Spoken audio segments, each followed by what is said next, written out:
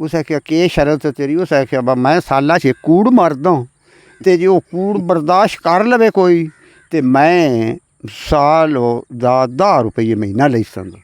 बिस्मिल्लाहिर्रहमानिर्रहीम। मैं अजमल सिकंदरी पंजाबी रंग तो ते पंजाबी रंग दा सिलसिला है पंजाबी किस्से साडे कल्चर दे साडे रवायती पिछले पंजाब विच साडे कल्चर च जिहड़े किस्से सुनाए वेंदे हन ਉਹ पहले असी एक दो किस्से तुहानूं सुनाए ने ते ਉਹ लोकां बड़े पसंद कीते ने ते कईयां लोकां ਇਹ आख्या कि इहो ਜਿਹੇ किस्से मजीद ਜਿਹੜੇ ਨਾ ਉਹ ਸਾਨੂੰ ਸੁਣਵਾਓ। ਅੱਜ ਫਿਰ ਇਕਬਾਲ ਸਾਹਿਬ ਸਾਡੇ ਨਾਲ ਨੇ ਤੇ ਅੱਜ ਅਸੀਂ ਇੱਕ ਹੋਰ ਇਹਨਾਂ ਕੋਲੋਂ ਕਿੱਸਾ ਸੁਣਦੇ ਹਾਂ। जी इकबाल साहब जी मैं सुनाइना आज हुण एक किस्सा कोई सन सुनाओ वाल जिहा। ठीक है जी सुनाइना। एक बंदा आ तो वह भुखा बड़ा भुखा तो चले हुआ निकल गया टुरदा टुरदा अगों उन रात दे मार लगी तो किसा पिंड नूं वड़िया। अगों बंदा जिहड़ा पिंड वाला उस ओहदे तो पुछया तू भाई किदा पैना कौन है किदा लगा वदा? उस आख्या मैं रहा सीरी सीरिया जेड़ा जिमीदार रखते ने पट्ठे शट्ठे गतने वास्ते नौकरी लेना वास्ते। उस आख्या के तनख्वाह तेरी है? उस आख्या मैं साल की गल कर लेनी है जे मैंने साल तू रखें अगों वध दूजा साल तो मैं 10 रुपये महीने दे लैंदा रहा ते जे ना रखें तो मैं 100 रुपया महीना लेना। उस आख्या के शरत तेरी? उस आख्या मैं साला च कूड़ मरदा ते जे वो कूड़ बर्दाश्त कर लवे कोई ते मैं साल दा 10 रुपये महीना ले सकदा। उस आख्या भाई नित पिया कूड़ मारी? उस आख्या नहीं जी कूड़ एक ही मारना है साल बेचो ते गल ये ओ मैंने तू लिख लिखा कर देना ते मैं रेहा रहा कम जेड़ा होया मैं कर सकदा।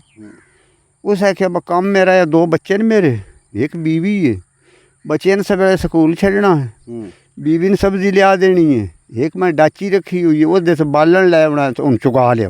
उस आख्या जी सही काम कर स कूड़ा वाली गल। उस आख्या जी है वो बेशक तू नित मार लवी नहीं। उस आख्या मैं मारना साला च एक ही है। अच्छा ते वो जेड़ा सीरी रहने वाला है वो तो पिया पुछदा तू आप किदा होना या कि तेरा सिलसिला है? उस आख्या मैं इत्थों काफ़ी पढ़दा उत्थे मेरी तैयारत है उत्थे दुकान अड़ तोड़ तो मैं उत्थे ही होना।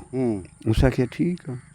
वो रह पिया ओहदे कोल बड़ा काम सोहला आने करे वो दूजे महीने चौथे आवे पंजवें उन पैसे शैसे भी कोई देवे तो दिन बड़ी खिदमत करे भाई इसने मैंने 10 रुपये लेने न महीने दे वो काम करे मैं 100 रुपया लेना।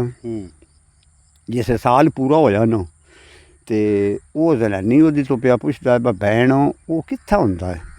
उस आख्या पता शता ओहदा लिखे होया तो फलाने शहर चो फलानी जगह तो हुंदा है।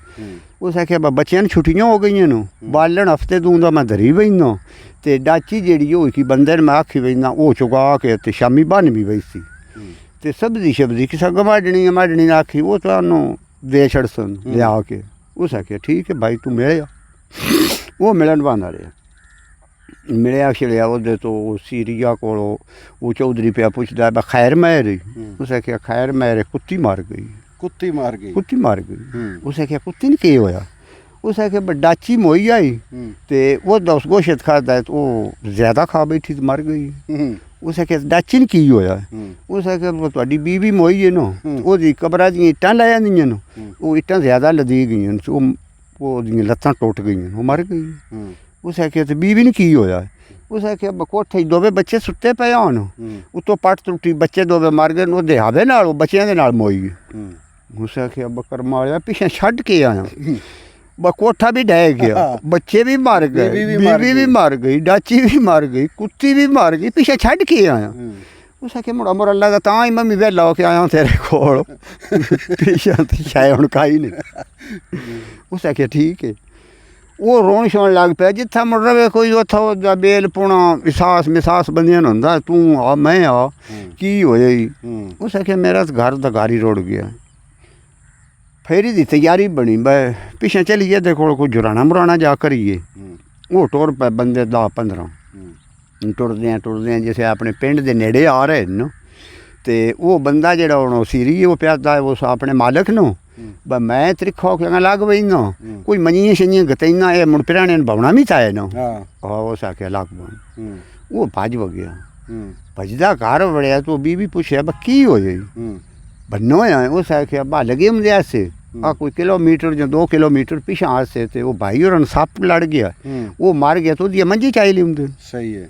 वो पिटौके पै गए, जैसे वो पिटन रोन सवाणियां लग पईयां तो जेह्ड़े पिराने उन्हें जाता भाई इस तो पईयां रोंदियां भाई जेह्ड़ा वो लगा हुंदा बंदा भाई इदा निमाने दा शहरे ही पिछा काई ने। वो टाइम भी शामा दा नेरड़ा भी पै गया होया। जिसले वो घर वड़िया ते वो समाणी भी वेख लिया मरद तो मेरा ठीक है, मंजी भी काई नहीं आई तो समाणी मरद भी वेख लिया भाई समाणी भी जातुक तो लगे बदे डाची भी बैठी हुई है। ये क्या सिलसिला। वो मुड़ जैसे बंदे शंदे बैठे तू मैं जेह्ड़े गमाडी आन बतवान के होया उदो भी रोंदा मुल्क इदो भी रोन लग पे पिटौके पै गए सही भी खैरी मेरी सारा टब्बर। वो जेह्ड़ा पिराने नाल उन्हें दस्सेआ बस इस जाके आया गल उत्थें कीती है असी तो इस तो आए हाँ इहदे नाल जां इस तो रोंदे शोंदे हाँ। वो पुछया बीबी ओदी तो बनेआ बस तैन केह् होया तू क्यों इंज पिट्टन लग पई। उस आखेआ मैं इन्हें सांझ दस्सेआ। वो अपना बड़ा मसरूफ किसान पानी पिवा के मंजी गात वो भी बेची हाँ हुक्का शुक्का दे। वो सो गल महसूस ही ना की मैं सारा वाकया कीता। अच्छा वो तू आ मैं इनकी ये करना है रख के। वो जैसे सारी इस गल्ला से आ गए भाई एक दफ़ा करो कड्डो इन। वो पर्ची लैके आ गया उस आख्या बिरामो आ लिख किस मैंने दिता मैनू 1200 दे छे तो मैं अपने घर बंदा रहा तो जे रखे तो मैं 10 रुपये ही लैने। और उन्हें आख्या इन रखने की काई लोड़ ये 1200 के बजाय 24 भी लेंदी तो इन मगरों ला कभी हाँ जी भी जुलम होया जिवें इस कीता। वो अपना 1200 लेंदा अपने घर आ गया। हला तो ये उस पहलो ओदे नाल गल मुक्की आई मैं एक कूड़ साल विच मारना है। उस आख्या बस तू चाहता नित मारी मेरा तो एक भी नहीं तो बर्दाश्त मेरा एक कूड़ भी नहीं बर्दाश्त होया जी। अज एक और बड़ा स्वादी किस्सा जिहड़ा है ये सन इकबाल साहब सुनाया है। तुसी किस्सा सुनो तो वेखो तो सानू दसो भी कि तुहानू किस्सा किहो जिहा लगा है। ये साडा एक पुराना पंजाबी कल्चर आ जिन असी जिहड़ा ना थोड़ा जिहा उसनूं खोजने की कोशिश कर रहे हैं बई किवें बंदे आपस में छोटे छोटे किस्से सुना के ते लज्जत लैंदे हन महसूस हुंदे हन। इजाज़त दिओ, रब राखा।